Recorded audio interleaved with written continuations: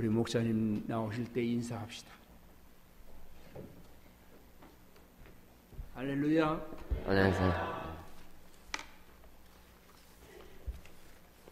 반갑습니다. 이렇게 이 자리에 서게 될 줄 전에 꿈에도 생각을 못했는데 하나님의 은혜와 또 목사님과 여러분의 마음 가운데 제가 이렇게 이 자리에 서게 됐습니다. 먼저 이 자리를 이렇게 서게 해주신 하나님께 감사를 드리고요.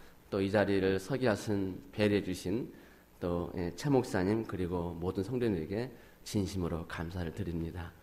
오늘도 말씀을 통해서 하나님의 메시지를 들으시고 하나님이 나에게 무엇을 원하시는가 그런 시간을 갖도록 하겠습니다. 먼저 여러분들 서로 옆에 분들하고 인사를 좀 하실까요? 잘 오셨습니다. 오늘도 은혜 받으십시다. 서로 한번 인사하시겠습니다. 저희는 그렇게 합니다. 저희는 늘. 오늘 정말 잘 오셨고요. 또 많은 은혜 받으시고 오늘도 하나님의 은혜가 충만히 임하는 복된 시간 되길 바랍니다. 오늘 말씀은 그 사무엘상 15장 1절로 9절 말씀을 가지고 주보에 나와 있는 대로 실패를 이기는 신앙 이 제목으로 함께 은혜를 나누고자 합니다. 여러분 혹시 인생 사시면서 참 원치 않게 실패를 해보신 분들이 좀 있으실 거예요. 원치 않게 실패하실 때는 참 그것처럼 속상한 일이 없죠.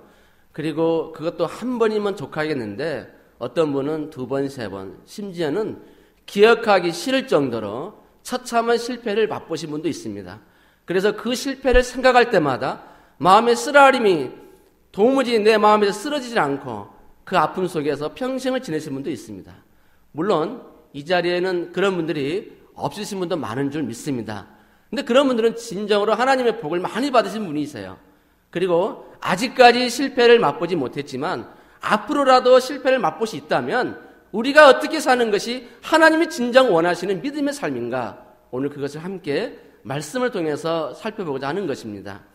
여러분 많은 분들이 실패 예화를 볼 때에 대학 입시라든지 취업 또는 결혼 또는 사업 이런 여러 가지 부류에서 자신이 원치 않는 실패를 맛보았을 때는 너무 큰 상처가 있기에 오늘 이 말씀이 여러분에게 충만한 은혜로 임할 줄 믿습니다.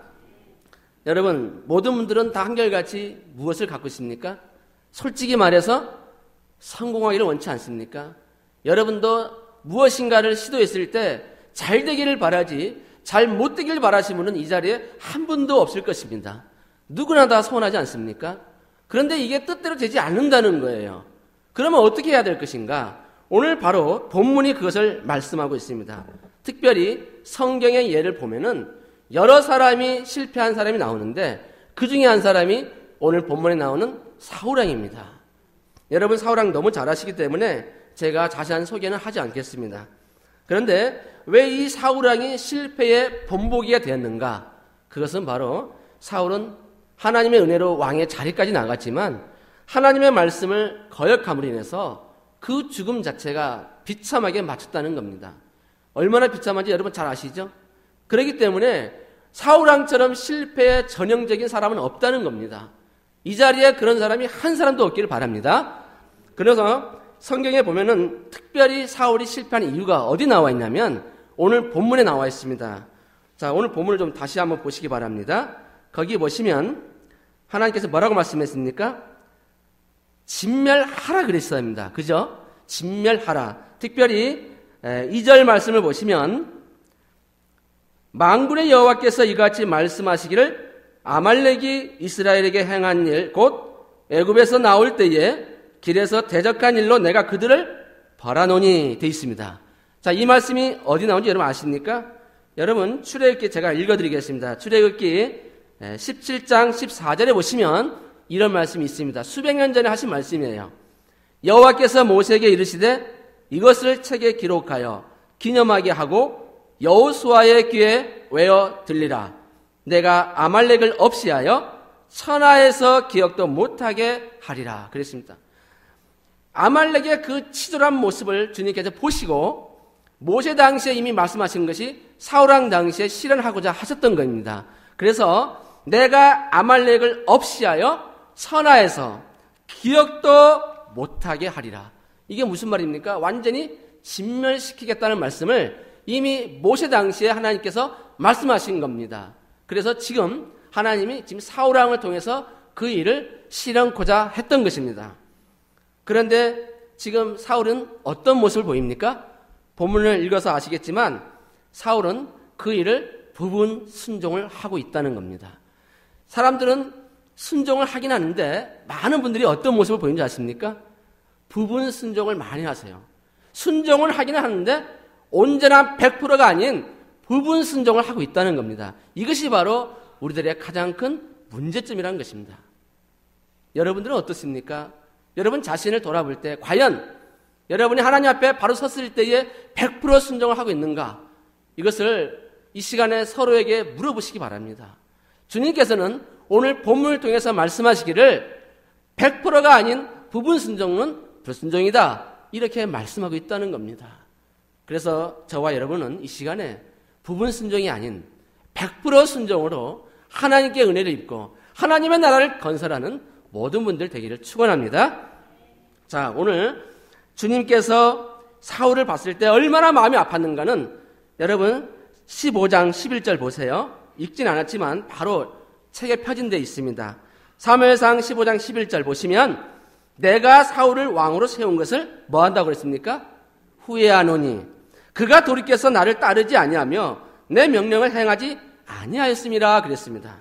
자, 후회하셨다 이 말은 여러분 오해가 없길 바랍니다. 하나님이 판단을 잘못하셨다 그 뜻이 아니에요. 후회하셨다는 표현은 뭐냐면 하나님을 거역하는 모습이 너무나도 안타깝고 슬프다 그 뜻이에요. 그래서 하나님께서 후회하셨다 이런 표현을 쓰고 있는 것입니다. 노아 당시에도 하나님 그런 표현을 쓰셨죠. 한탄하시지 않습니까? 그만큼 하나님은 그 거역하는 모습이 너무나도 마음이 아파서 슬프다는 뜻으로 후회하셨다 이런 표현을 하고 있습니다. 그러면 이 사울왕처럼 실패하지 않기 위해서는 어떻게 해야 되는가? 바로 그 방법을 오늘 4가지로 말씀드리고자 합니다. 첫 번째는 뭡니까?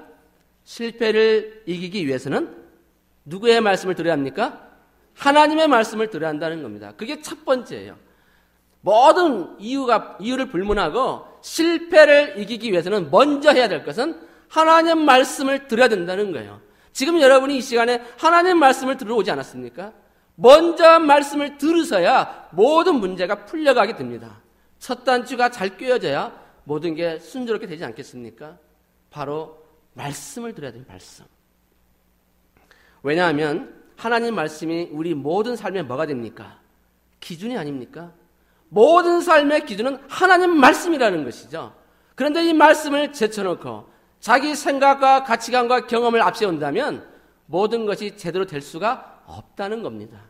그러므로 먼저 첫 번째 실패를 이기기 위해서는 하나님 말씀을 들으라는 겁니다.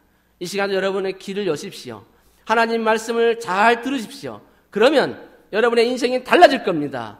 하나님은 분명히 첫 번째로 하신 말씀은 먼저 너희의 귀를 열어 하나님 말씀을 들으라는 겁니다. 믿음은 들으면서 난다 하셨습니까? 들으시면 하나님 말씀이 여러분에게 임할 줄 믿습니다. 자, 여러분 시편 1편 1절과 2절에 보시면 이런 말씀이 있어요. 복 있는 사람은 악인들의 꾀를 따르지 아니하며 죄인들의 길에 서지 아니하며 오만한 자들의 자리에 앉지 아니하고 오직 여호와의 율법을 즐거워하여 그의 율법을 주야로 묵상하는도다 그랬습니다. 복 있는 사람은 어떤 사람이에요? 한마디로 하나님 말씀을 주야로 묵상하는 사람이라 그랬어요.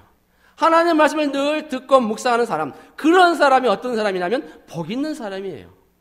여러분은 하루에 성경을 얼마큼 읽습니까? 하나님 말씀을 얼마큼 듣고 있습니까? 날마다 성경을 읽으셔야 되는 것이죠.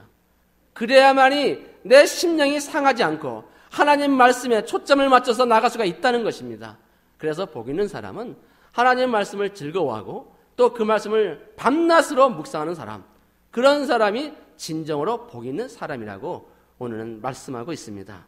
그런데 현실은 어떻습니까? 온갖 많은 소리에 귀를 기울이고 있지 않습니까? 이 사람 말을 들으면 이런 말이 맞는 것 같고 저 사람 말을 들으면 저 사람 말이 맞는 것 같고 기준이 없어요.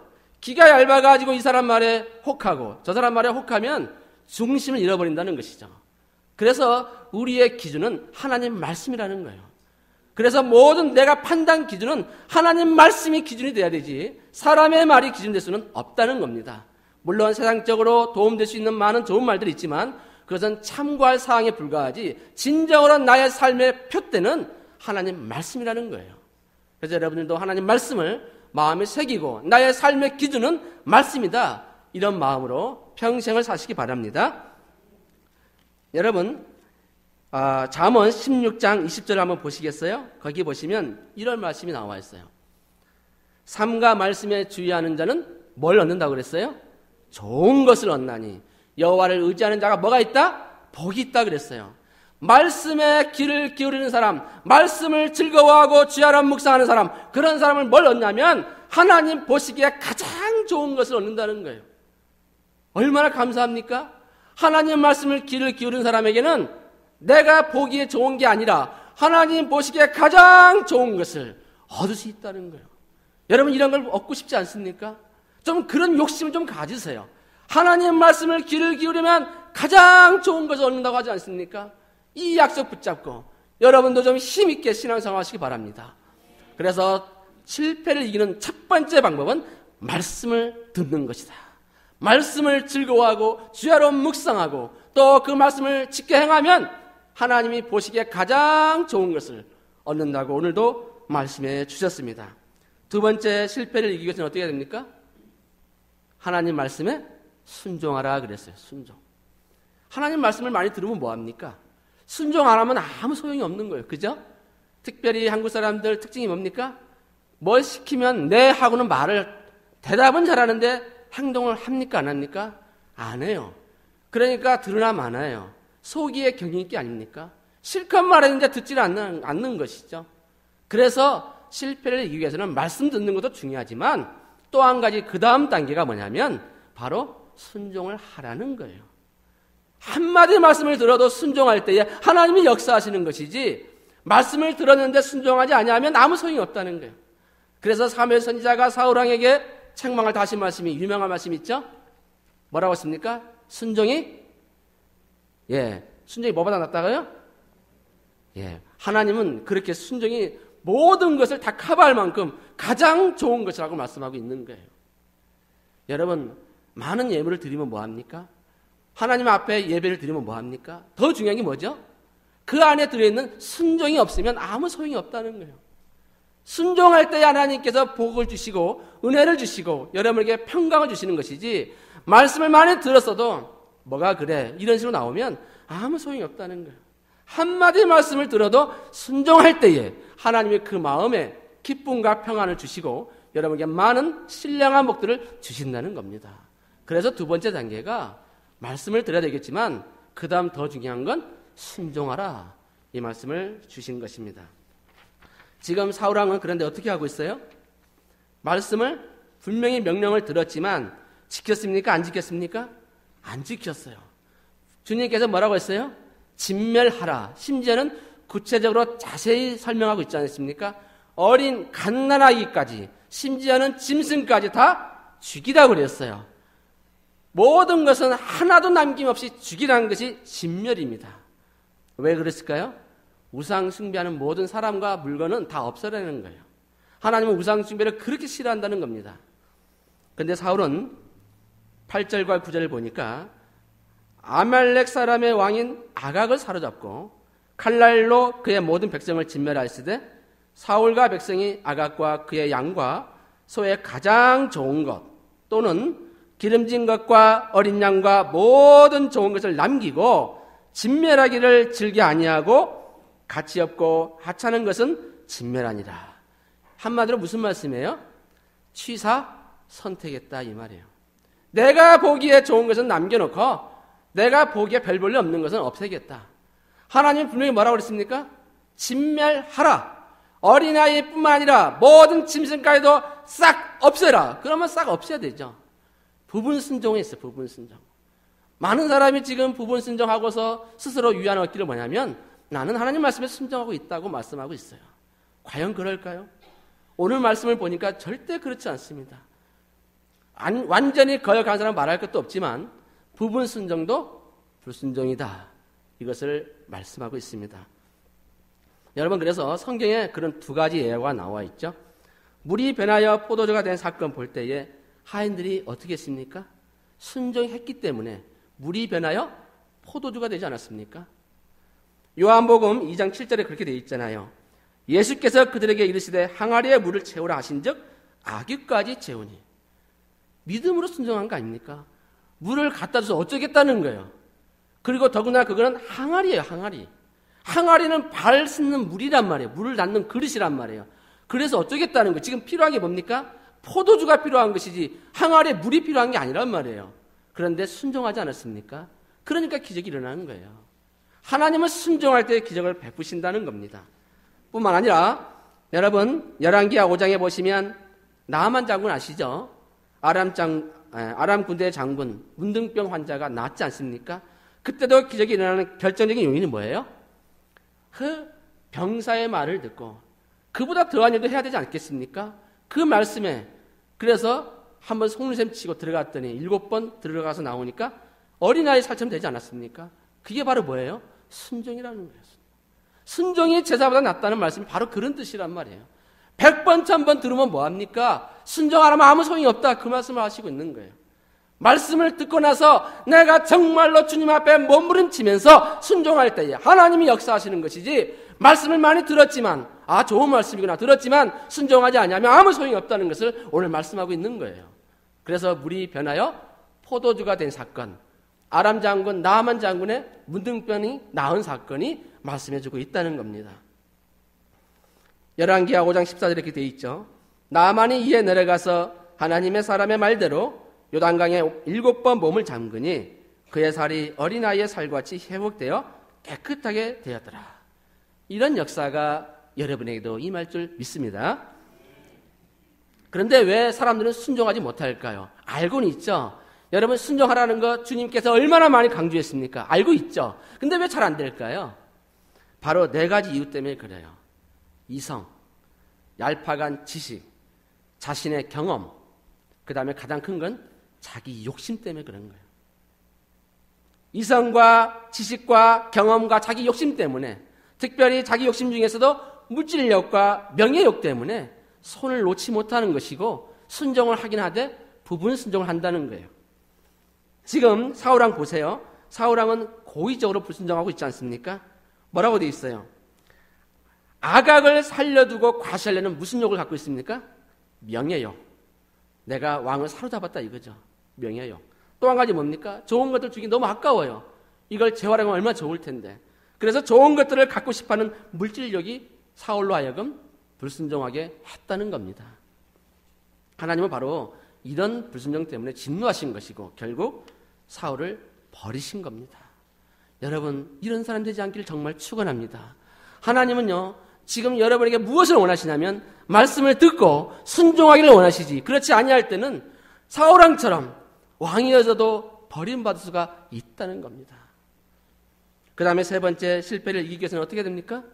환경을 극복해야 된다 이거예요. 다시 말해서 순종하기 위해서는 환경을 극복해라 이 말이에요. 순종하기 위해서. 지금 제가 4가지 말씀드린 것은 다 단계별로 하나씩 점진적으로 승화되고 있는 거예요. 첫째는 말씀을 들어야 되고, 두 번째는 순종해야 되지만, 순종하기 위해서는 무엇을 하라고요? 환경을 초월하는 믿음을 가지라 이 말이에요. 지금 하나님이 사무엘을 통해서 사울을 질책할 때 사울이 뭐라고 핑계댑니까? 자, 오늘 읽진 않았지만 15장 20절과 21절 보세요. 나는 실로 여호와의 목소리를 뭐했다? 청종하여 여호와께서 보내신 길로 가서 아말렉 왕 아각을 끌어왔고 아말렉 사람들을 진멸하였으나 다만 누가? 백성이 그 마땅히 멸할 것 중에서 가장 좋은 것으로 길갈에서 당신 하나님 여호와께 제사하려고 양과 소를 끌어왔나이다. 자, 9절에서는 뭐라고 그랬어요? 9절에서는 성경 저자가 분명히 언급하기를 사울과 백성이 그랬어요.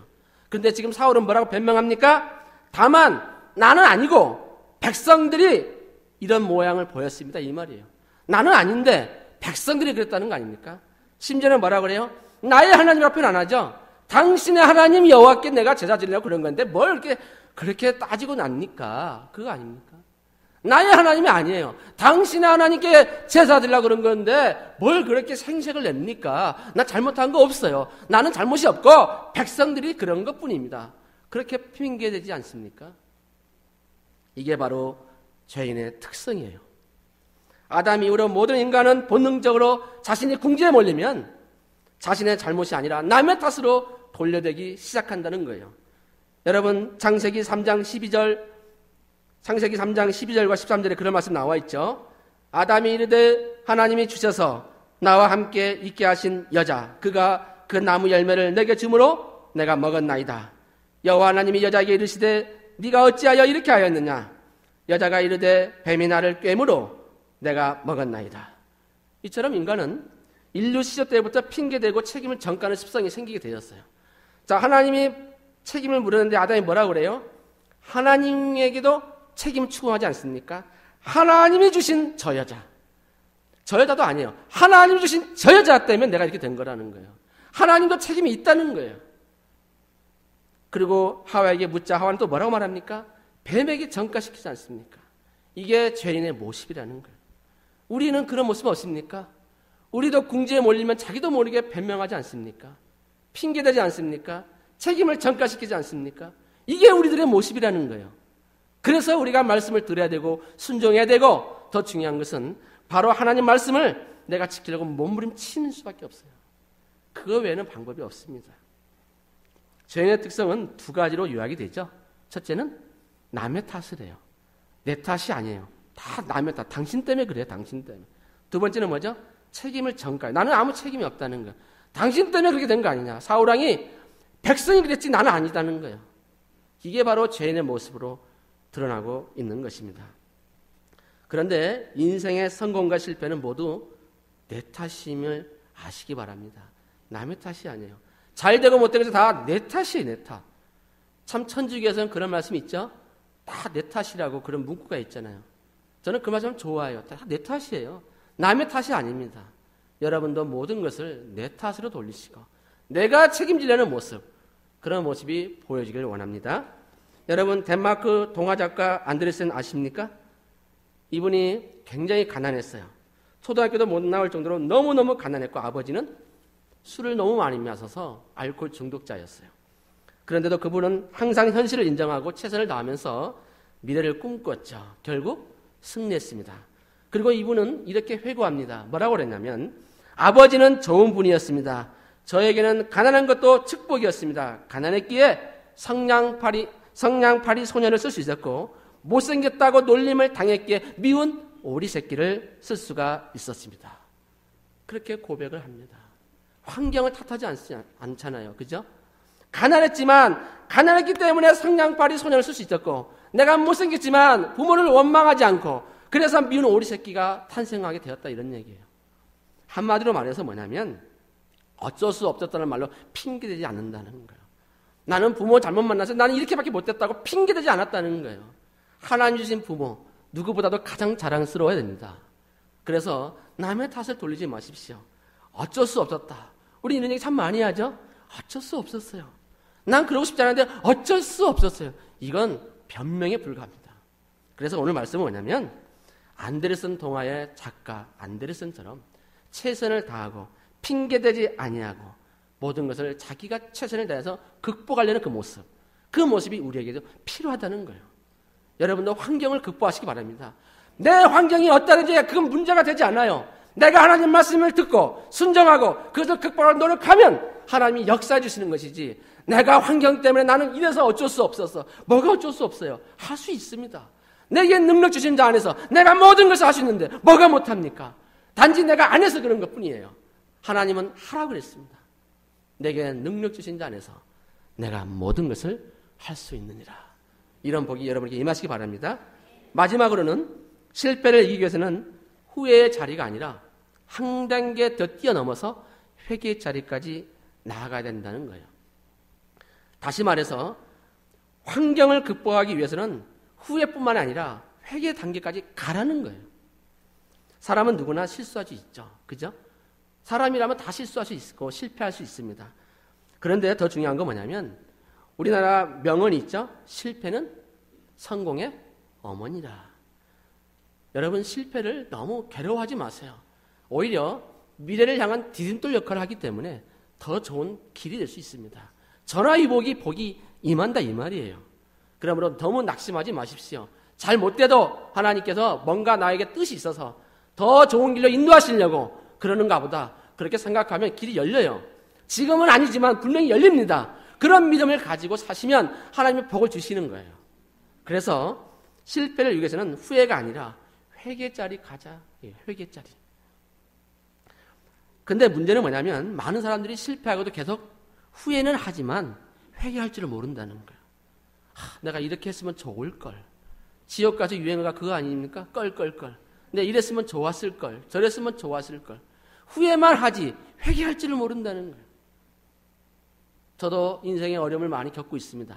그럴 때마다 늘 후회가 아니라 회개하고 있어요. 하나님이 저에게 감동을 주실 때마다 눈물로 범벅이 되면서 하나님께 부르짖는 거예요. 그런 자리가 바로 하나님이 원하시는 자리 아닙니까? 후회는 누구나 할 수 있지만 회개는 아무나 할 수 있는 게 아니에요. 하나님이 정말 원하시는 것은 후회가 아니라 회개의 자리라는 겁니다.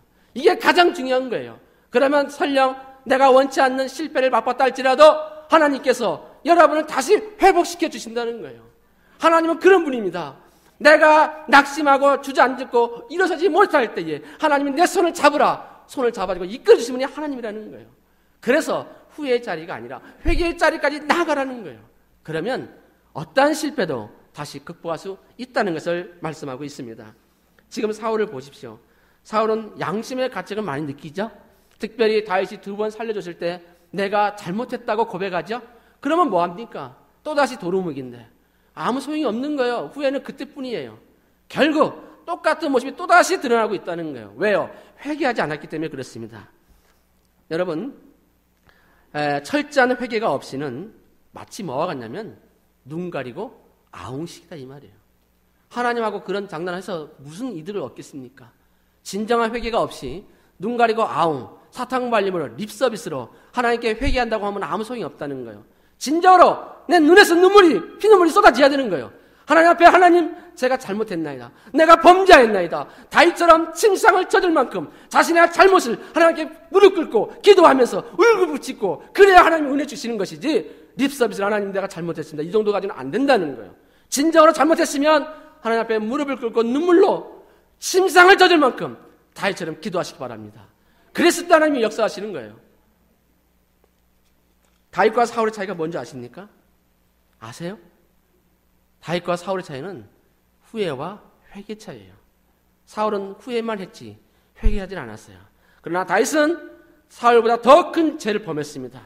충신을 죽이고 또 간음을 했습니다. 그럼에도 불구하고 하나님은 다윗을 더 높이 들어 쓰신 거예요. 왜 그랬을까요? 죄의 경중으로 따지자면 다윗이 더 큰 죄를 저질렀어요. 왜 그랬을까요? 후회가 아니라 회개했기 때문에. 그래서 이스라엘의 국기가 다윗을 상징하고 있는 거예요. 그만큼 여러분 내가 더 큰 죄를 저질렀다고 자책감에 빠지지 마시고 다윗처럼 내가 후회가 아니라 회개의 자리로 나아가게 되면 하나님께서 그것을 보시고 다윗처럼 다시 회복시켜 주신다는 거예요. 여러분도 그런 은혜가 임하길 바랍니다. 그래서 사무엘하 12장 13절 보세요. 다윗이 나단에게 이르되 내가 여호와께 죄를 범하였나라 하매 나단이 다윗에게 말하되 여호와께서 당신의 죄를 사하셨나니 그랬어요. 그래서 침상을 젖을 만큼 시편 곳곳에 다윗의 회개 기도가 들어있는 겁니다. 베드로와 가룟 유다를 보십시오. 자, 베드로도 그렇고 가룟 유다도 그렇고 다 한결같이 주님 배반하기는 50보 100보예요. 똑같아요. 그런데 가룟 유다는 결국 어떻게 됐습니까? 후회만 했지 회개를 안 했기 때문에 결국 목매어 죽고 베드로는 주님을 만난 뒤로 큰 믿음의 사도가 되었다는 겁니다. 그렇기 때문에 마태복음 27장 4절 5절에 보시도 이르되 내가 무지한 피를 팔고 죄를 범하였도다 하니 그들이 이르되 그것이 우리에게 무슨 상관이냐 네가 당하라 하거늘 유다가 은을 성소에 던져넣고 물러가서 스스로 목매어 죽은지라. 이런 사람 되지 않길 바랍니다. 많은 사람이 지금 후회하다가 자살로 생을 마치는 사람이 너무너무 많아요. 한국에는 하루 평균 40명꼴이 죽는다고 그래요. 엄청난 사람이 지금도 죽어가고 있어요. 왜요? 실패했기 때문에 아픔이 있다고 그래서 후회를 하면서 결국 목을 메고 죽고 있습니다. 여러분 교회 다니는 사람도 얼마나 많은 사람이 자살하는지 몰라요. 그래서 후회 자리까지 가지 마시고 회개 자리에 가게 되면 내 생명을 하나님이 붙잡아 주시는 거예요. 내 생명이 내 것이 아니잖아요. 하나님의 것이잖아요. 그렇기 때문에 내가 하나님 앞에 하나님 나를 불쌍히 여겨달라고, 내 생명을 보호해달라고, 내가 주님 앞에 다시 한번 일으켜달라고, 나를 불쌍히 여겨달라고 외치시면 하나님이 왜 안 주시겠습니까? 주십니다. 그런 분이에요. 하나님은 나를 전심으로 찾는 자에게 은혜를 주신다 그랬어요. 하나님을 전심으로 찾으세요. 여러분들 그냥 하나님 나 주시면 좋고 안 주시면 안 좋고 이게 아니라 하나님 나를 불쌍히 여겨달라고 하나님의 옷자락을 붙잡으세요. 하나님이 그랬을 때 역사하는 겁니다. 주님은 바로 그런 분을 지금도 찾고 있는 거예요. 하나님은 지금도 여러분의 실패의 아픔 기억하시고 있어요. 극복하시도록 도와주시고 있습니다. 말씀과 그 마음에 담대함을 주시고 있는 거예요. 그러므로 절대로 좌절하지 마십시오. 다시 일어설 수 있습니다.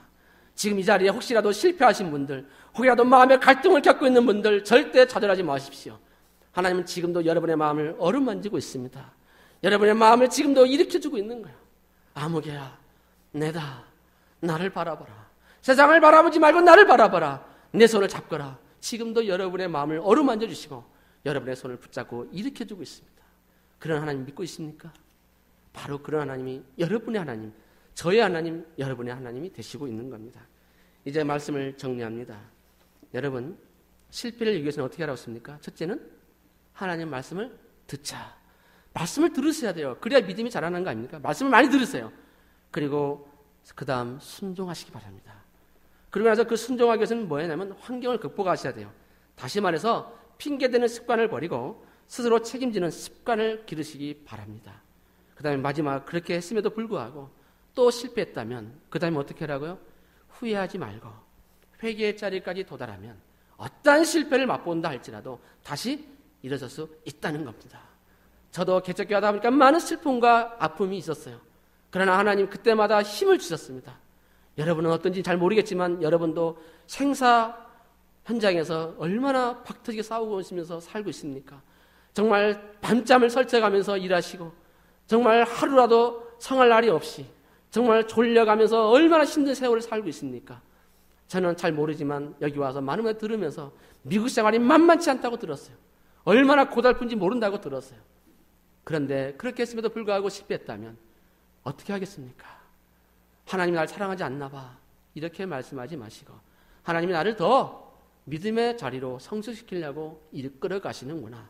그렇게 마음을 먹으시고 다시 한번 말씀을 더 깊이 새기시고 순종하시고 환경을 극복하시고 더 나아가서 회개까지 이루신다면 하나님이 여러분의 마음을 어루만져 주시고 다시 회복하는 은혜가 저와 여러분에게 넘칠 줄 믿습니다. 기도하겠습니다. 사랑의 하나님 감사합니다. 오늘 이 시간에도 이 자리에 계신 모든 분들 이 아침에 하나님 말씀을 듣고 새 힘을 얻고자 합니다. 하나님 붙들어 주시옵소서.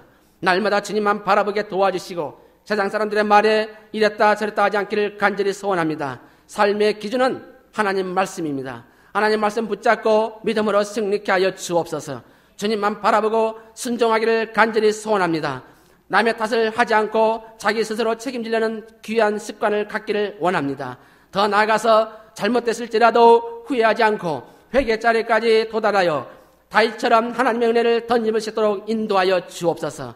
우리 워싱턴 한인 성결교회를 축복하시고 하나님 은혜가 충만히 임하는 복된 교회가 되게 도와주시며 모든 가정들과 사업처마다 하나님께서 복 내려주심으로 요셉처럼 형통의 복이 넘칠 수 있기를 간절히 소원합니다.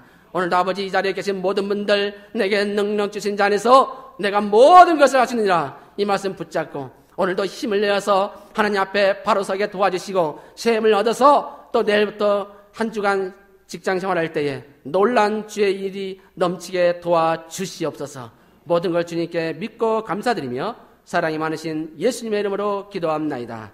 아멘.